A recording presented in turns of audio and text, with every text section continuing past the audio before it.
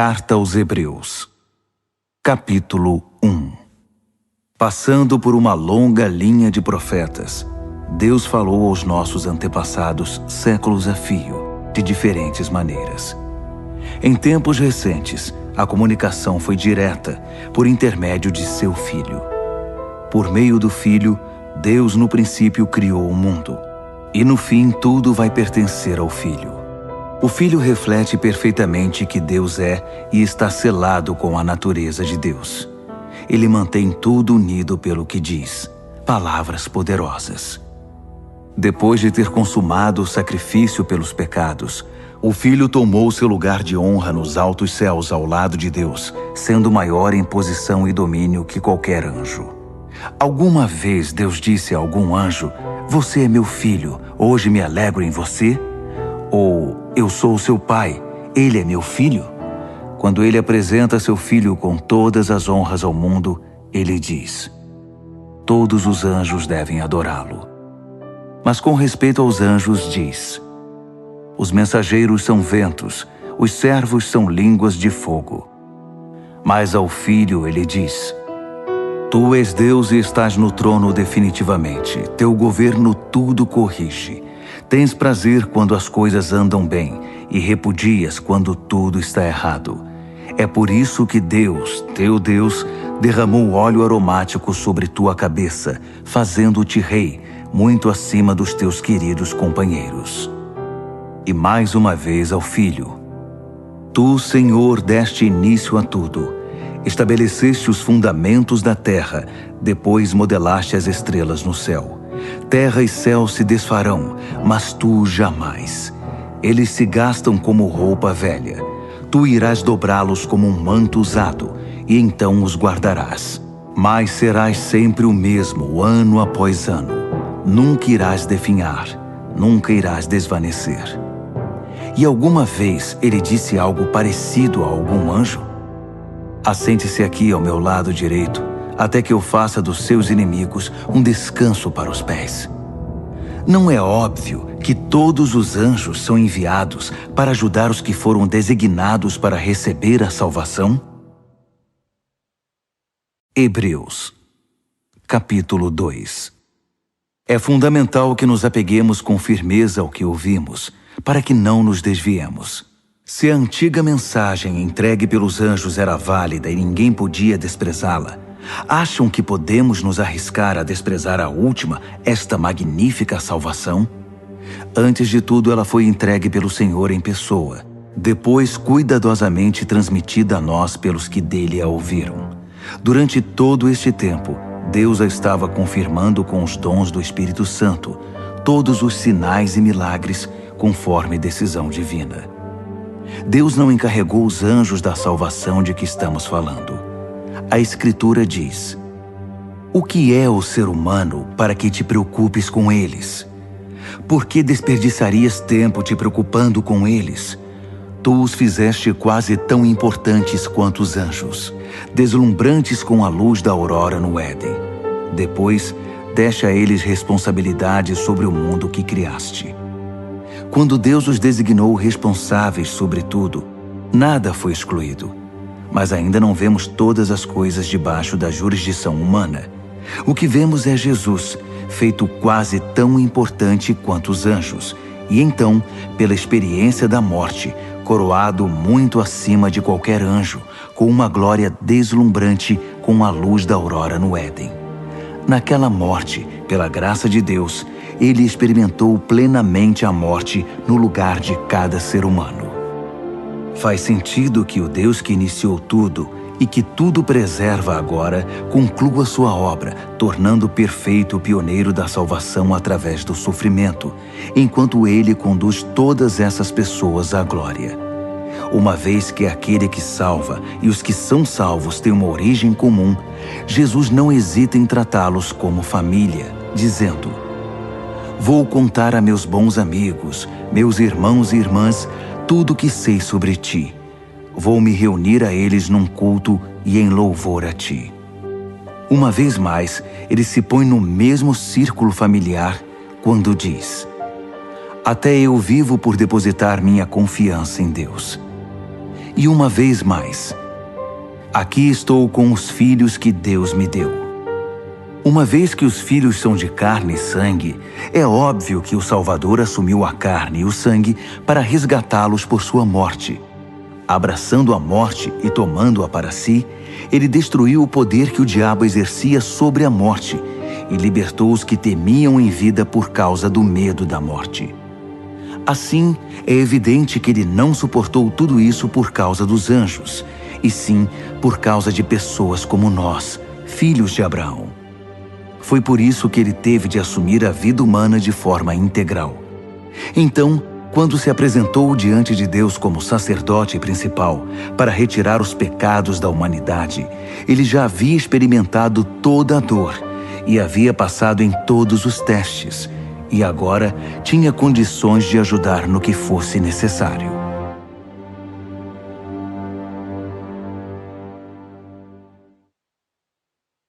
Hebreus, capítulo 3. Portanto, prezados amigos cristãos, companheiros nesta vocação até as últimas consequências, olhem com muita atenção para Jesus. Ele está no centro de tudo em que cremos, pois foi fiel em cumprir tudo o que Deus ordenou. Moisés também foi fiel, mas Jesus tem maior honra. O construtor tem mais valor que sua obra. Toda casa tem um construtor, mas o construtor por trás de tudo é Deus. Moisés fez um bom trabalho na casa de Deus, mas foi um trabalho de servo, deixando as coisas preparadas para aquele que haveria de vir. Cristo, o Filho, tem a responsabilidade da casa. Agora basta que nos apeguemos com firmeza a essa ousada confissão e estamos em casa. É por isso que o Espírito Santo diz: hoje, por favor, ouçam. Não fechem os ouvidos, como na revolta amarga, o tempo de provação no deserto.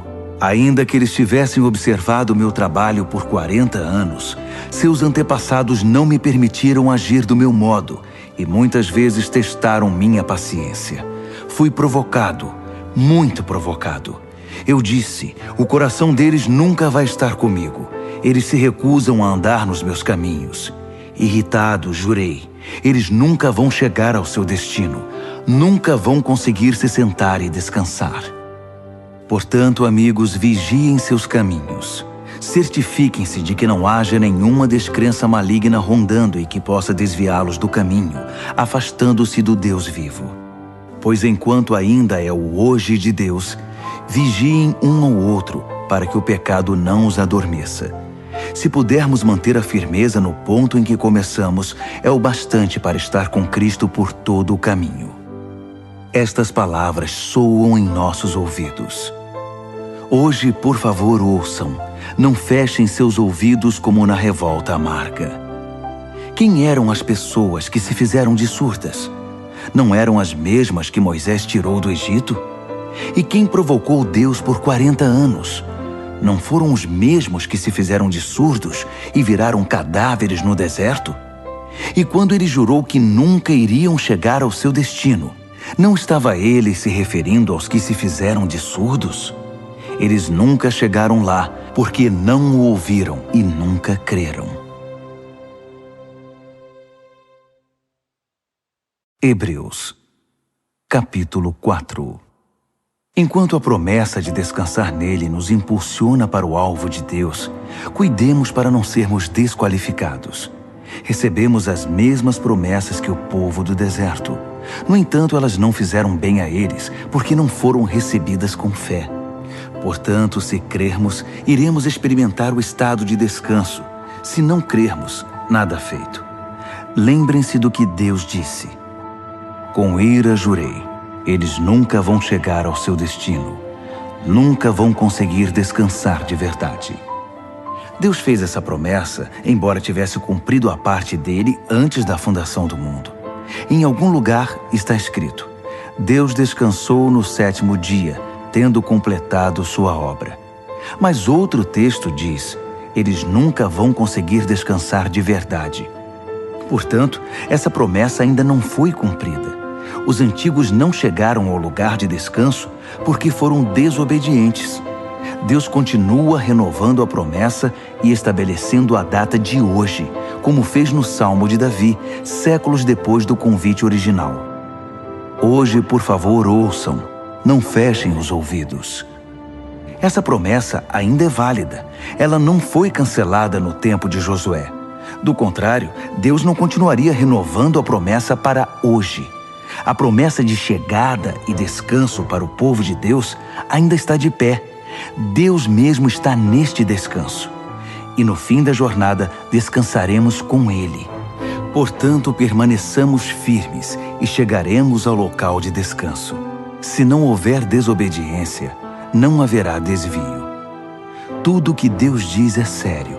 O que Ele diz, acontece.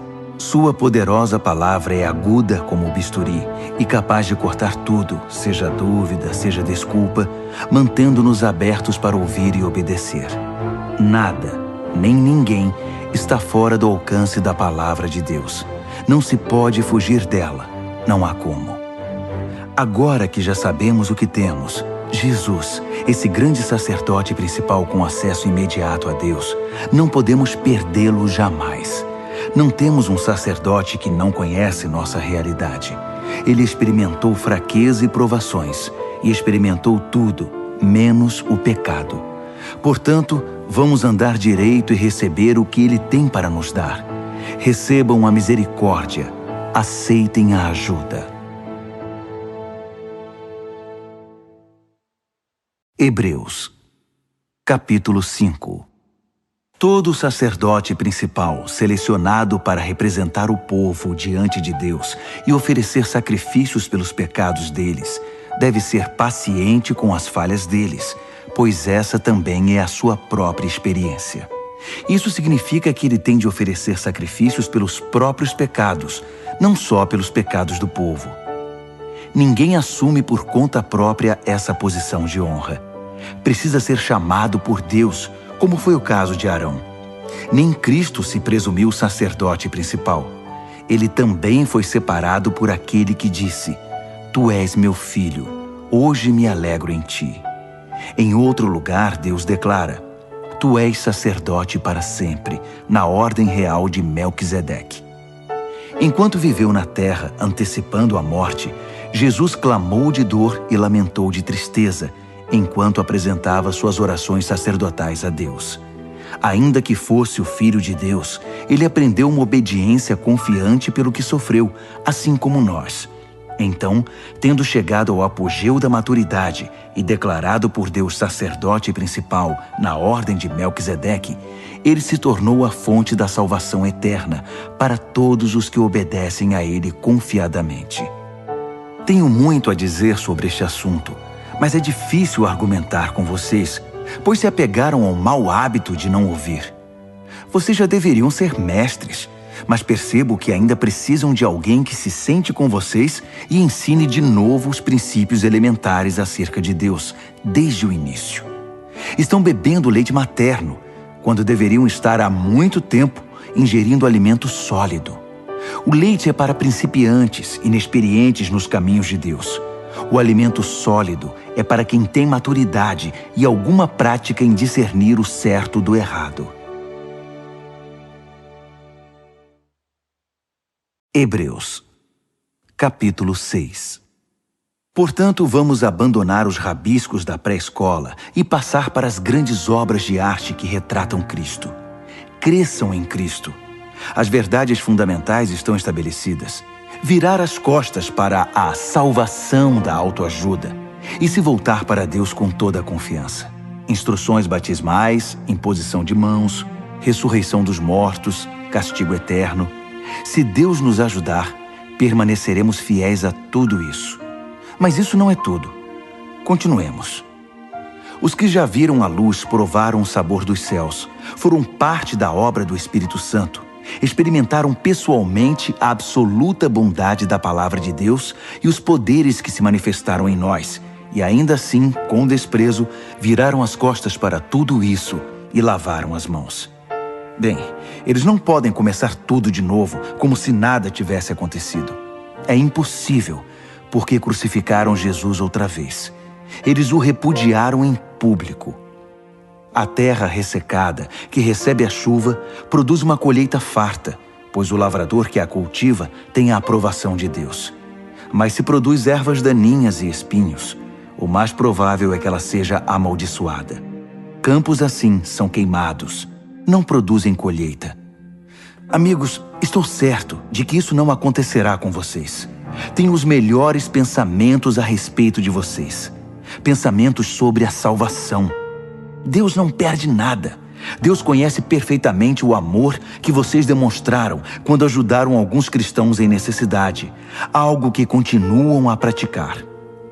Agora, quero que cada um de vocês tenha o mesmo interesse por uma esperança saudável e a mantenham até o fim. Não voltem atrás. Sejam como aqueles que nunca perderam a fé e receberam tudo o que foi prometido a eles. Quando Deus fez aquela promessa a Abraão, ele a endossou, pondo a própria reputação em jogo. Ele disse: prometo que o abençoarei com tudo o que tenho. Bênção, bênção e bênção. Abraão se agarrou a isso e recebeu tudo o que lhe foi prometido. Quando alguém faz uma promessa, oferece também uma garantia, apelando para alguma autoridade acima dele. Assim, se houver alguma dúvida a respeito da promessa, a autoridade entra em ação, decidindo qualquer questionamento. Deus, como garantia de suas promessas, deu sua palavra, uma garantia sólida como rocha. Deus não pode quebrar sua própria palavra. E como sua palavra não pode mudar, sua promessa é também imutável. Nós que recorremos a Deus para salvar nossa vida, temos todos os motivos para agarrar com as duas mãos a esperança prometida e nunca mais a largar. Essa esperança é uma linha da vida espiritual inquebrável que vai além de tudo que é visível, até a presença de Deus, onde Jesus está, pois ele se adiantou a nós e assumiu sua posição permanente de sacerdote principal a nosso favor, na ordem de Melquisedeque. Hebreus, capítulo 7. Melquisedeque era rei de Salém e sacerdote do Deus Altíssimo. Ele se encontrou com Abraão, que voltava de derrotar alguns reis, e o abençoou. Abraão, por sua vez, entregou a ele a 10ª parte do espólio de guerra. O nome Melquisedeque significa rei de justiça, e Salém significa paz. Portanto, ele é também o rei da paz. Melquisedeque é mencionado na história sem registro de laços familiares, sem indícios de que teve início ou fim. Nesse sentido, ele é como o Filho de Deus, uma presença sacerdotal grandiosa dominando todo o cenário. Podemos deduzir que Melquisedeque era alguém muito importante pelo fato de nosso pai Abraão ter dado a ele o dízimo dos despojos. Os sacerdotes descendentes de Levi são autorizados a recolher os dízimos do povo, ainda que sejam mais ou menos iguais, sacerdotes e povo, tendo um pai em comum, Abraão. Mas esse homem, um estrangeiro, recebeu dízimos de Abraão e abençoou aquele que havia recebido as promessas de Deus. Em atos de bênção, o menor é abençoado pelo maior. Vejamos o caso por outro ângulo. Entregamos nosso dízimo a sacerdotes que morrem, mas Abraão deu o dízimo a um sacerdote que, de acordo com as Escrituras, vive. Vocês podem até argumentar que, sendo Levi descendente de Abraão e tendo Abraão dado o dízimo a Melquisedeque, quando damos os dízimos à tribo sacerdotal de Levi, eles terminam em Melquisedeque. Se o sacerdócio de Levi e Arão, que deu a estrutura para a entrega da lei, pudesse tornar as pessoas perfeitas, não haveria necessidade de um novo sacerdócio, como o de Melquisedeque. Mas como esse sacerdócio não conseguiu cumprir seu objetivo, houve uma mudança de sacerdócio. Com ele veio uma nova lei, que instituía mudanças radicais. Não há meio de entender essas mudanças nos termos do antigo sacerdócio levítico. É por esse motivo que não há nada na árvore genealógica de Jesus que possa conectá-lo à linhagem sacerdotal de Levi. Mas o episódio de Melquisedeque traz uma analogia perfeita. Jesus, sacerdote como Melquisedeque, não por ascendência genealógica, mas pela absoluta força da vida ressurreta, ele também vive. É sacerdote para sempre, na ordem real de Melquisedeque. Os antigos procedimentos, um sistema de mandamentos que nunca funcionou como deveria, foram deixados de lado. A lei não conduziu ninguém à maturidade. Assim, um caminho que funciona, Jesus, que nos leva diretamente à presença de Deus, foi posto em seu lugar. O sacerdócio de Arão perpetuou-se automaticamente de pai para filho, sem confirmação explícita de Deus. Mas Deus interferiu e instituiu esse novo sacerdócio, que é permanente, e adicionou uma promessa. Deus deu sua palavra, ele não voltará atrás. Tu és o sacerdote permanente. Isso faz de Jesus a garantia de um caminho muito melhor para chegarmos a Deus. Um sistema que realmente funciona, uma nova aliança. Antigamente havia uma multidão de sacerdotes, pois eles morriam e tinham de ser substituídos. Mas o sacerdócio de Jesus é permanente. Ele está em seu posto agora e estará até a eternidade para salvar todos os que se dirigem a Deus por meio dele, e o tempo todo trabalha para defendê-los. Portanto, agora temos um sacerdote principal que se adapta perfeitamente às nossas necessidades. Totalmente santo, sem o comprometimento do pecado e com autoridade que se estende até a presença de Deus nos céus. Diferentemente dos outros principais sacerdotes, ele não precisa oferecer sacrifícios diários pelos próprios pecados antes de nos atender. Ele mesmo se ofereceu como sacrifício, e esse sacrifício é definitivo. A lei indicava como sacerdotes principais homens que não conseguiam cumprir seu ofício com perfeição. Mas a ordem que resultou da intervenção de Deus designou o Filho, que é absoluta e eternamente perfeito. Hebreus, capítulo 8. Em essência, temos um sacerdote principal, que com autoridade na presença de Deus conduz o culto no santuário verdadeiro construído por Deus. A tarefa do sacerdote principal é oferecer dádivas e sacrifícios. Nesse ponto não é diferente do sacerdócio de Jesus. Se ele estivesse limitado à terra, não poderia ser sacerdote. Não precisaríamos dele, pois há um grande número de sacerdotes que podem oferecer as dádivas prescritas na lei. Esses sacerdotes, na verdade, apenas representam o que acontece no verdadeiro santuário do céu. Moisés teve um vislumbre dele na época em que estava para edificar o santuário do tabernáculo. Foi quando Deus disse: siga exatamente o que você viu na montanha. Mas a obra sacerdotal de Jesus ultrapassa em muito a dos outros sacerdotes, pois ele faz parte de uma aliança muito superior. Se a primeira aliança tivesse funcionado, a segunda não seria necessária. Mas sabemos que a antiga aliança deixou a desejar, pois Deus disse: levantem a cabeça, está chegando o dia em que vou estabelecer uma nova aliança com Israel e Judá. Vou deixar de lado a antiga aliança que estabeleci com os antepassados deles, quando os conduzi pela mão na saída do Egito. Eles não cumpriram a parte deles no acordo, por isso os deixei de lado. Mas a nova aliança que estou fazendo com Israel não será escrita no papel, não será esculpida em pedra. Desta vez vou escrever a aliança neles mesmos. Vou gravá-la no coração deles. Vou ser o Deus deles, e eles serão meu povo. Não precisarão ir à escola para aprender de mim, nem comprar um livro do tipo Conheça Deus em 5 lições. Eles vão me conhecer em primeira mão, o pequeno e o grande, o comum e o importante. Eles vão me conhecer por terem sido carinhosamente perdoados, por terem sua ficha de pecados apagada e limpa para sempre. Quando a nova aliança entre Deus e seu povo passou a vigorar, a antiga foi para a gaveta e lá ficará acumulando poeira.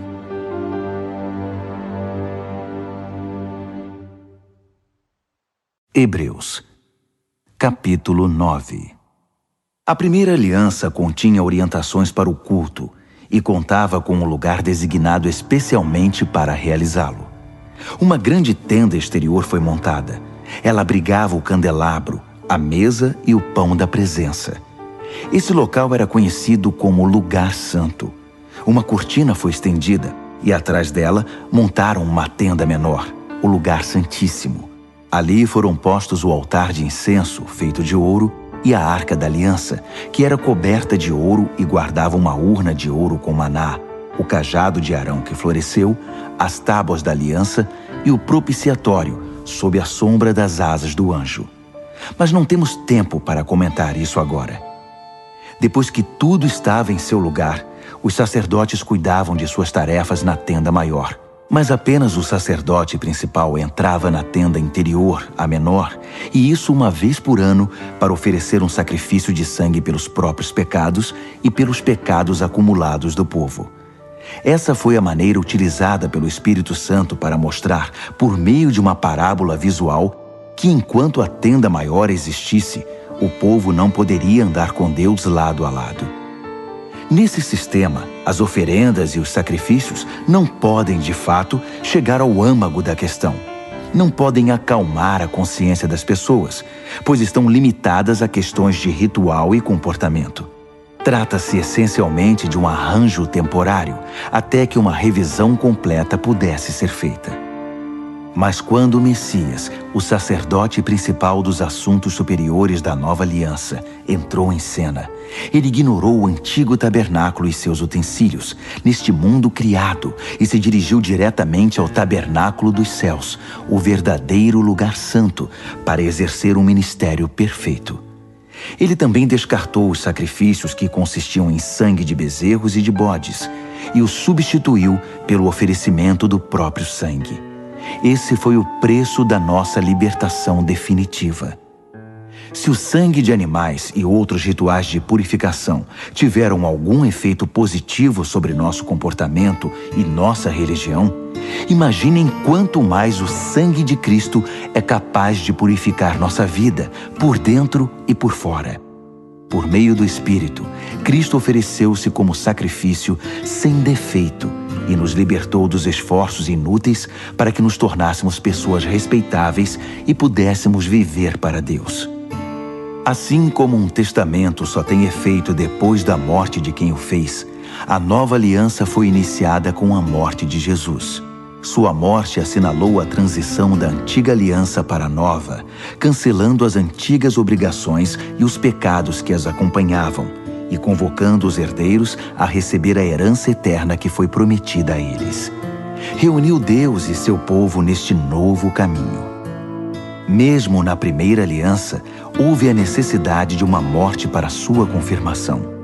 Depois de ler todos os termos da aliança da lei, o testamento de Deus, Moisés pegou o sangue dos animais sacrificados e, num gesto solene, aspergiu-o sobre o documento e sobre o povo, que era o beneficiário. Ele atestou sua validade com as palavras: "Este é o sangue da aliança ordenada por Deus." Fez o mesmo com o local de culto e seu mobiliário. Moisés disse ao povo: "Este é o sangue da aliança que Deus firmou com vocês." Num testamento, pode-se dizer que tudo gira em torno da morte. É por isso que o sangue, a evidência da morte, é tão usado em nossa tradição, especialmente no que se refere ao perdão de pecados. Isso indica a proeminência do sangue e da morte em todas aquelas práticas secundárias que apontam para as realidades do céu. Indica também que quando o que é real assume seu lugar, os sacrifícios de animais não são mais necessários, pois já cumpriram seu propósito. Cristo não entrou na versão terrestre do lugar santo. Ele entrou no verdadeiro lugar santo e ofereceu-se a Deus como sacrifício pelos nossos pecados. Ele não faz isso todo ano, como os principais sacerdotes faziam na antiga aliança, com um sangue que não era o deles. Se fosse, ele teria de se sacrificar repetidamente no decorrer da história. Em vez disso, ele se sacrificou de uma vez por todas, assumindo todos os outros sacrifícios no seu sacrifício, a solução final para o pecado. Todo mundo tem de morrer uma vez e depois encarar as consequências de sua vida. A morte de Cristo também foi um acontecimento único, mas foi um sacrifício que levou nossos pecados para sempre. Assim, da próxima vez que ele se manifestar, o resultado para os que estão ansiosos por encontrá-lo será exatamente a salvação. Hebreus, capítulo 10. A antiga aliança era apenas um vislumbre das boas coisas da nova aliança. Uma vez que a antiga aliança da lei não era completa em si mesma, ela não poderia aperfeiçoar os que participavam dela. Não importa quantos sacrifícios oferecessem ano após ano, jamais conseguiriam uma solução definitiva. Se tivessem conseguido, os adoradores seguiriam cada um o seu caminho alegremente, não mais presos aos seus pecados. Mas em vez de remover a consciência do pecado, a repetição dos sacrifícios de animais, na verdade, só realçava a preocupação e a culpa, porque o sangue de touros e de bodes não tem poder para eliminar pecados. É isso que a profecia quer dizer nas palavras de Cristo. Tu não queres sacrifícios e ofertas ano após ano, e me preparaste um corpo para o sacrifício. Não é o aroma ou a fumaça do altar que te dá prazer. Então eu disse, estou aqui para fazer do teu modo, ó Deus, como está determinado no teu livro. Quando ele diz, tu não queres sacrifícios e ofertas, está se referindo às práticas da antiga aliança. Quando acrescenta, estou aqui para fazer do teu modo, deixou de lado o sistema antigo para promulgar a nova aliança, o modo de Deus, por meio do qual nos tornamos perfeitos para Deus pelo sacrifício único de Jesus. O sacerdote trabalha no altar todos os dias, oferecendo o mesmo sacrifício ano após ano, e nem de longe resolve o problema do pecado. Como sacerdote, Cristo fez um sacrifício único pelos pecados, e tudo se resolveu. Então, ele se sentou à direita de Deus e apenas esperou que seus inimigos desabassem. Foi um sacrifício perfeito, realizado por uma pessoa perfeita, para aperfeiçoar pessoas muito imperfeitas. Por meio daquela simples oferta, ele fez tudo o que precisava ser feito para os que tomam parte no processo purificador. O Espírito Santo confirma. A nova aliança que estou fazendo com Israel não será escrita no papel, não será esculpida em pedra. Desta vez, vou escrever a aliança neles mesmos. Vou gravá-la no coração deles. Ele conclui. Vou limpar de vez a ficha dos pecados deles. Uma vez que os pecados foram definitivamente eliminados, não é preciso mais oferecer sacrifícios por eles. Portanto, amigos, podemos agora, sem hesitação, caminhar direto para Deus, até o lugar santo. Jesus preparou o caminho pelo sangue de seu sacrifício e atua como nosso sacerdote diante de Deus. A cortina que dá acesso à presença de Deus é seu corpo. Então, avante, cheios de fé, confiantes de que estamos apresentáveis para Ele, vamos nos agarrar às promessas que nos fazem prosseguir. Ele sempre mantém sua palavra. Sejamos criativos no amor, no encorajamento e na ajuda. Não evite as reuniões de culto, como alguns fazem, desprezando os irmãos, ainda mais agora que o grande dia se aproxima. Desistir e virar as costas para tudo que aprendemos e recebemos, para a verdade que agora sabemos, é o mesmo que rejeitar o sacrifício de Cristo, e estaremos sem defesa no juízo final. E que julgamento será! Se a pena por quebrar a lei de Moisés era morte física, o que acham que vai acontecer se vocês desprezarem o Filho de Deus, se cuspirem no sacrifício que tornou vocês completos e se insultarem o Espírito? Isso não é pouca coisa. Deus já nos avisou. Vai nos chamar para prestar contas e nos fazer pagar. Ele foi muito claro. A vingança é minha e não vou deixar passar nada. Disse também, Deus vai julgar seu povo. Acreditem, ninguém vai escapar. Lembram-se de quando vocês viram a luz pela primeira vez? Eram tempos difíceis. Ser desrespeitado em público e atacado de todas as formas era a rotina. Às vezes com vocês, às vezes com seus amigos. Se os amigos eram presos, vocês ficaram do lado deles. Se os inimigos atacavam e tomaram seus bens, vocês os deixavam ir com um sorriso. sabendo que eles não poderiam tocar no verdadeiro tesouro de vocês. Nada disso os aborrecia, nada os fez retroceder. Então, não joguem tudo isso fora.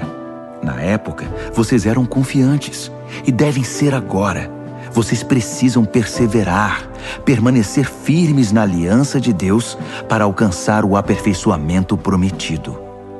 Não vai demorar agora. Ele está a caminho. Ele vai se manifestar a qualquer momento. Qualquer um que esteja firme comigo, descansa em leal confiança. Mas se desistir e me abandonar, não ficarei satisfeito. Mas não somos perdedores. Não vamos desistir. Ah, não. Continuaremos firmes e sobreviveremos, sem perder a confiança durante a caminhada. Hebreus, capítulo 11. O fato essencial da existência é que esta confiança em Deus, esta fé, é o alicerce sólido que sustenta qualquer coisa que faça a vida digna de ser vivida. É pela fé que lidamos com o que não podemos ver. Foi um ato de fé que distinguiu nossos antepassados, elevando-os acima da multidão.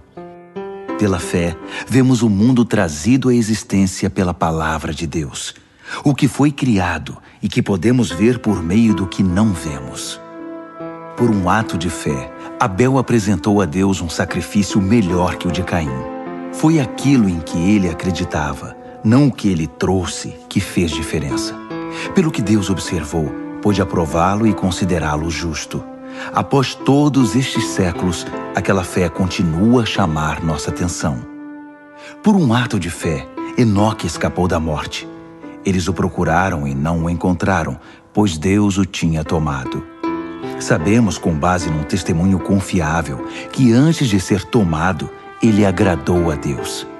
É impossível agradar a Deus a não ser pela fé. Por quê? Porque qualquer um que deseja se aproximar de Deus deve crer que Ele existe e que se preocupa o bastante para atender aos que o procuram. Pela fé, Noé construiu um barco na terra seca. Ele havia sido avisado de algo que não podia ver e agiu apenas com base no que foi dito a ele. O resultado? Sua família foi salva. Seu ato de fé estabeleceu uma linha divisória entre a maldade do mundo descrente e a justiça do mundo que cria. Como consequência, Noé tornou-se íntimo de Deus.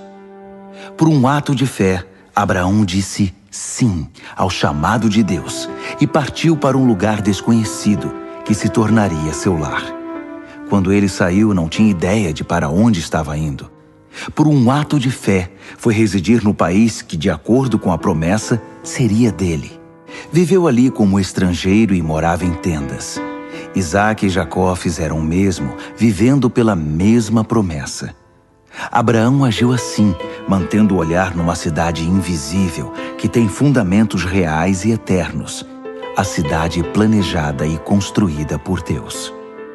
Pela fé, a estéril Sara conseguiu engravidar, mesmo sendo já bem idosa, porque ela creu que a pessoa que fez a promessa iria cumpri-la. Foi assim que de um homem idoso e sem vigor, nasceram milhões de pessoas. Cada uma dessas pessoas de fé morreu sem ver o cumprimento da promessa, mas ainda crendo. Como conseguiram? Elas o viram e saudaram de longe, aceitando o fato de que eram passageiros neste mundo. Quem vive assim sabe que está procurando seu verdadeiro lar. Se estivessem com saudade do antigo país, poderiam ter voltado quando quisessem, mas buscavam um país muito melhor que o antigo. Buscavam o país celestial. É fácil entender porque Deus é tão orgulhoso dessas pessoas e porque é uma cidade à espera delas. Pela fé, Abraão, na hora da prova, ofereceu Isaque de volta para Deus. Agindo com fé, ele estava disposto a devolver o filho prometido, seu único filho, assim como se havia mostrado feliz em recebê-lo. E isso depois de Deus ter dito a ele: seus descendentes virão de Isaque. Abraão raciocinou que Deus, se quisesse, poderia ressuscitar o morto. Em certo sentido, foi o que aconteceu quando ele pôde retirar Isaque vivo do altar. Por um ato de fé, Isaque vislumbrou o futuro, enquanto abençoava Jacó e Esaú. Por um ato de fé, Jacó, no leito de morte, abençoou os filhos de José de maneira invertida, o mais novo primeiro, depois o mais velho, abençoando-os com a bênção de Deus, não com a sua, enquanto fazia uma reverência apoiado em seu cajado. Por um ato de fé, José, na hora da morte, profetizou o êxodo de Israel e deixou instruções quanto ao próprio sepultamento. Por um ato de fé, os pais de Moisés, após seu nascimento, o esconderam por 3 meses. Eles perceberam a beleza do bebê e desafiaram o decreto real. Pela fé, Moisés, já adulto, recusou os privilégios da casa real egípcia. Preferiu a vida dura com o povo de Deus, em vez de se entregar à vida fácil de pecados com os opressores.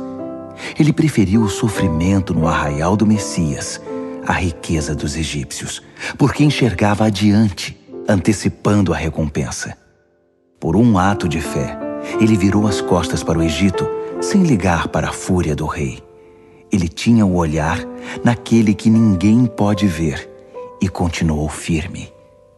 Por um ato de fé, celebrou a Páscoa e aspergiu o sangue da Páscoa em cada casa, para que o destruidor dos primogênitos não tocasse em ninguém. Por um ato de fé, Israel atravessou o Mar Vermelho em terra seca. Os egípcios tentaram fazer o mesmo e se afogaram.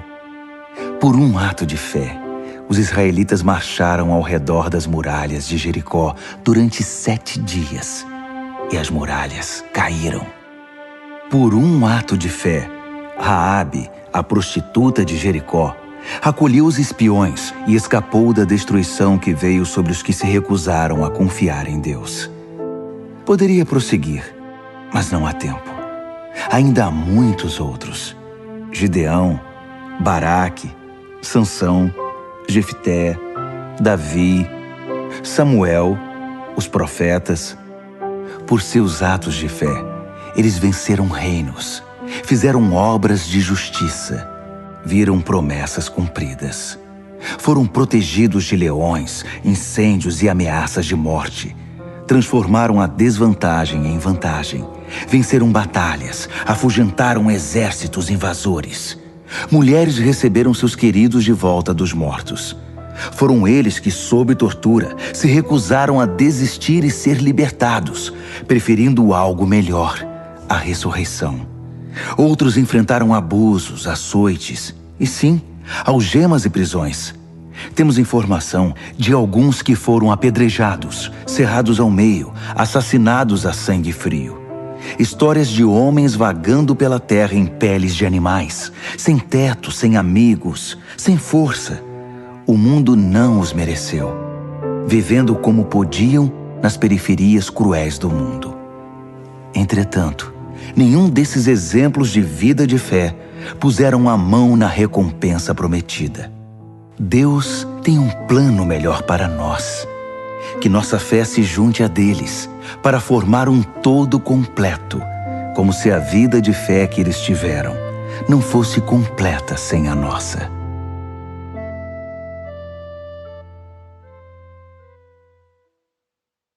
Hebreus, capítulo 12.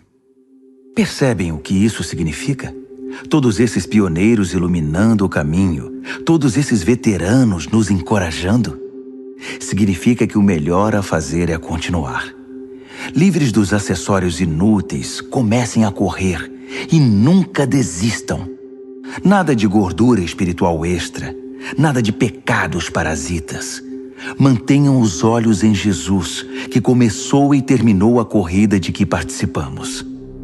Observem como ele fez, porque ele jamais perdeu o alvo de vista, aquele fim jubiloso com Deus. Ele foi capaz de vencer tudo pelo caminho, a cruz, a vergonha, tudo mesmo. Agora está lá, num lugar de honra ao lado de Deus. Quando se sentirem cansados no caminho da fé, Lembrem-se da história dele, da longa lista de hostilidade que ele enfrentou. Será como uma injeção de adrenalina na alma. Nessa luta incessante contra o pecado, outros sofreram muito mais que vocês, sem falar no que Jesus enfrentou, todo aquele derramamento de sangue. Portanto, nada de autocomiseração. Ou vocês já se esqueceram de que os bons pais tratam bem os filhos e que Deus trata vocês como filhos dele? Meus filhos queridos, não desprezem a disciplina de Deus. Também não sejam esmagados por ela. Ele disciplina o filho que ama. O filho que ele abraça, ele também corrige. Deus está educando vocês. É por isso que vocês nunca devem desistir. Ele está tratando vocês como filhos queridos. Essa provação que vocês estão enfrentando não é um castigo, é um treinamento, a experiência normal dos filhos. Só pais irresponsáveis deixam os filhos por conta própria. Vocês gostariam que Deus fosse irresponsável? Se respeitamos nossos pais que nos educaram e não nos mimaram, por que não aceitar a disciplina de Deus para que possamos viver de verdade? Quando éramos crianças, nossos pais faziam o que para eles parecia o melhor. Mas Deus está fazendo o que é melhor para nós. Está nos treinando para que possamos viver de acordo com seu santo propósito. A disciplina nunca é divertida quando está sendo aplicada. É sempre dolorosa. No entanto, mais tarde, evidentemente, é uma bela recompensa, pois quem é treinado adequadamente se torna maduro no relacionamento com Deus. Não cruzem os braços, não fiquem parados. Preparem o caminho dos maratonistas para que ninguém tropece, caia ou pise em algum buraco e sofra uma contusão no tornozelo. Ajudem-se mutuamente e corram. Esforcem-se para que seja possível a convivência uns com os outros e com Deus. Senão o máximo que vão conseguir é um vislumbre de Deus. Não permitam que ninguém despreze a generosidade de Deus. Não deixem que a erva daninha da amargura se espalhe. Uns poucos espinhos podem arruinar um jardim em pouco tempo. Cuidado com a síndrome de Esaú. Desprezar o dom permanente de Deus para satisfazer um apetite passageiro. Vocês sabem que Esaú mais tarde se arrependeu daquele ato impulsivo e tentou, ora com lágrimas, ora sem lágrimas, recuperar a bênção de Deus. Mas já era tarde demais. Diferentemente dos seus antepassados, vocês não foram até o Monte Sinai, aquele fogo como que de vulcão e estrondo de terremoto, para ouvir Deus falar. As palavras ensurdecedoras e a mensagem forte a ponto de balançar a alma os aterrorizaram, e eles imploraram que parasse. Quando ouviram a frase, se um animal tocar a montanha deverá morrer, ficaram com medo até de se mexer. Até Moisés ficou assustado. Essa não é de modo algum a experiência de vocês. Vocês chegaram ao Monte Sião, a cidade onde o Deus vivo reside. A Jerusalém invisível é habitada por multidões de anjos festivos e cidadãos que creem. É a cidade onde Deus é o juiz e na qual seus julgamentos nos tornam justos. Vocês chegaram a Jesus, que apresentou uma nova aliança, um novo alvará concedido por Deus. Ele é o mediador desta aliança. A morte de Jesus não foi como a de Abel, um assassinato que clama por vingança. Em vez disso, tornou-se uma proclamação da graça. Portanto, não tapem os ouvidos para essas palavras tão agradáveis. Se os que ignoraram as advertências terrenas não escaparam, o que nos acontecerá se virarmos as costas para as advertências do céu? A voz de Deus naquela ocasião sacudiu a terra até os fundamentos. Desta vez ele foi bem claro. Vai sacudir os céus também. Um último abalo, muito violento e devastador, de cima para baixo. A expressão "um último abalo" significa uma limpeza completa, que elimina todo o lixo religioso e histórico e traz à tona a essência inabalável e limpa, sem mistura alguma. Viram o que conseguimos? Um reino inabalável. Conseguem entender como devemos ser gratos? Não apenas agradecidos, mas em atitude de adoração profunda e reverentes na presença de Deus. Pois Deus não é um espectador indiferente. Ele está ativamente limpando a casa, queimando tudo o que precisa ser queimado, e não vai desistir até que toda a sujeira desapareça. O próprio Deus é o fogo.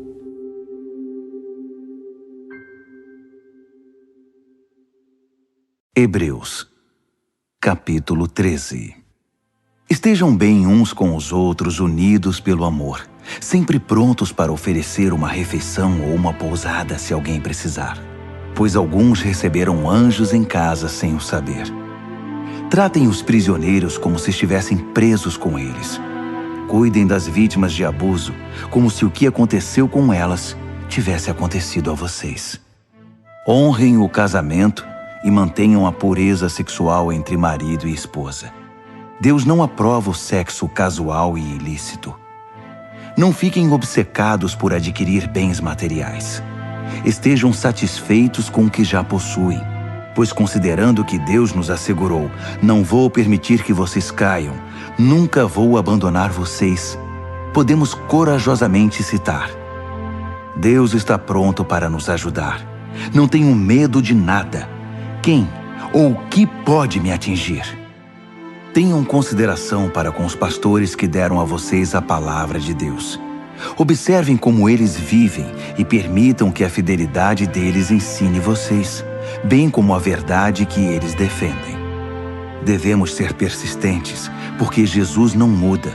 Ontem, hoje, amanhã, Ele é sempre o mesmo. Não sejam enganados. Se especularem demais, podem acabar se afastando dele. A graça de Cristo é o único fundamento adequado à vida.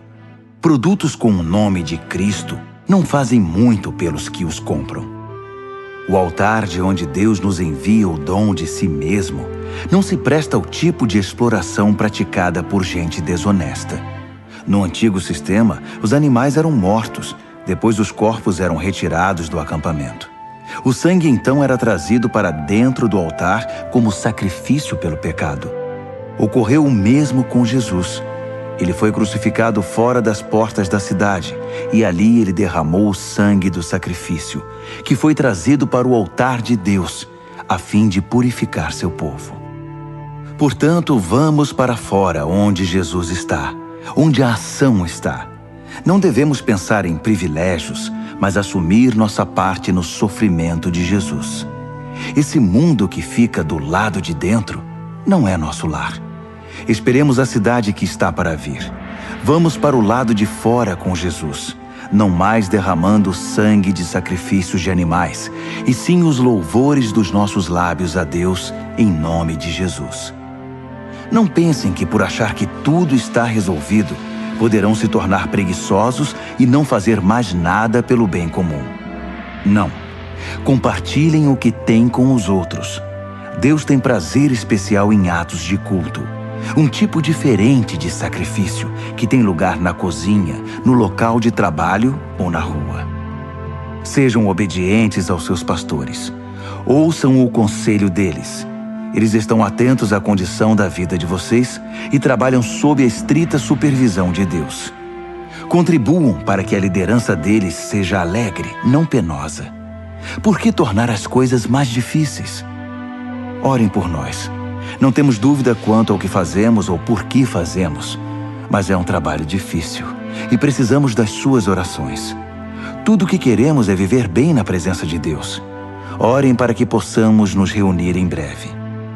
Que Deus, que reúne todas as coisas e torna todas as coisas completas, que estabeleceu a marca permanente do sacrifício de Jesus, o sacrifício de sangue, que selou a aliança eterna, que trouxe de volta Jesus, nosso grande pastor, levantado e vivo dentre os mortos, que agora reúna vocês e os presenteie com tudo de que precisam para agradá-lo. Que Deus faça de nós aquilo que dê mais prazer a Ele, por meio do sacrifício de Jesus, o Messias. Toda glória seja dada a Jesus, para sempre e eternamente. Amém, amém, amém. Amigos, por favor, Levem muito a sério o que escrevi a vocês. Escrevi da maneira mais resumida que pude. Portanto, há muita coisa que não falei. Vocês vão gostar de saber que Timóteo saiu da prisão. Se ele vier logo, vou com ele visitar vocês. Transmitam uma palavra de saudação aos seus pastores e a todas as congregações. Todos aqui na Itália enviam lembranças. A graça seja com cada um de vocês.